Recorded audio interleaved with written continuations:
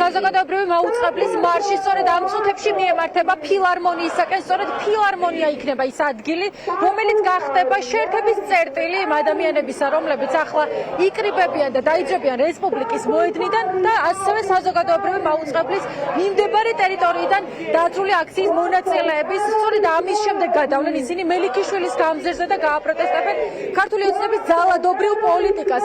ჩვენ შეგვიძლია მოვისმინოთ რამდენიმე კომენტარი, აი გია ჭანტური არის ჩემთან ერთად. ბატონო გიორგი, გამარჯობა, რომ მობრძანდეთ და რამდენიმე სიტყვა უთხრეთ მაყურებელს კახა კალაძის ტერორთან დაკავშირებით. როგორ ფიქრობთ, იქნება თუ არა შემაშინებელი ფაქტორი, თუნდაც ის გაძლიერებული მეთვალყურეობა და კამერები საზოგადოებისათვის, რომლითაც კახა კალაძე ცდილობს, რომ პროტესტი ჩაახშოს?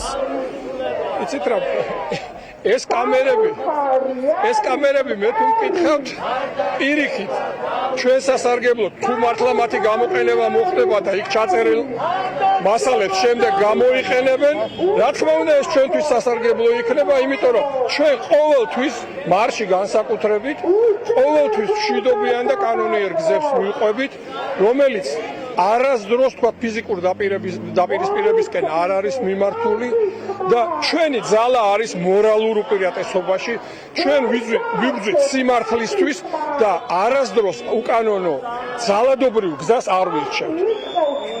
ასე რომ ეს კამერები მათ საწინააღმდეგოდ იქნება აუცილებლად შემოტრიალებული, ისევე როგორც მათ მიერ გუშინ წინ გადაღებული კადრები იყო ყველაზე უფრო კაი დადასტურება იმის, თუ როგორ მოახდინეს ძალადობის პროვოცირება, როგორ შემოიჭრენეს მოძალადე ჯგუფები და მშვიდობიან პროტესტის მონაწილეებს როგორ დაესხნენ თავს, როგორ იყენებდნენ რეზინის ხელკეტებს, კასტეტებს და ასე შემდეგ. ასე რომ ჩვენ საჯაროობის, ხილვადობის არ გვეშინია, პირიქით ეს არის ჩვენი იარაღი და მათ შემოუტრიალდებათ, რა თქმა უნდა, ეს, რა ვიცი, ჩემი აზრი ეს არის. ბატონო, ძალიან დიდი მადლობა. ახლა ჩვენ შეგვიძლია ამ პროტესტის ერთ-ერთ სიმბოლოს გოტას გავესაუბროთ. გამარჯობა.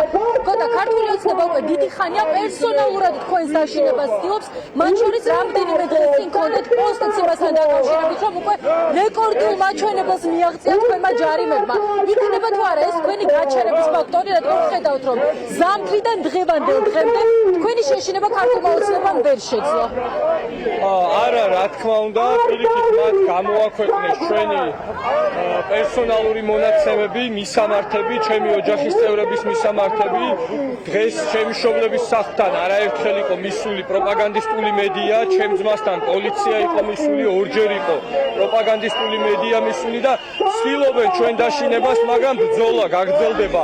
ბოლომდე ჩვენ გავაკეთეთ დღეს განცხადება, პოლიციას მოუწოდეთ, რომ ჩვენი უსაფრთხოება და წესრიგი დაიცვას, ჩვენ ვართ მშვიდობიანი მოქალაქეები და ჩვენს პროტესტს გამოვხატავთ, რისი უფლებაც გვაქვს. ამიტომ წინააღმდეგობა გაგრძელდება და ჩვენ ვიბრძოლებთ იქამდე, სანამ არ გავიმარჯვებთ თითოეული რეჟიმის მხრე არ იქნება თავისუფალი და საბოლოოდ ქართული ოცნება სანამ არ დასრულდება.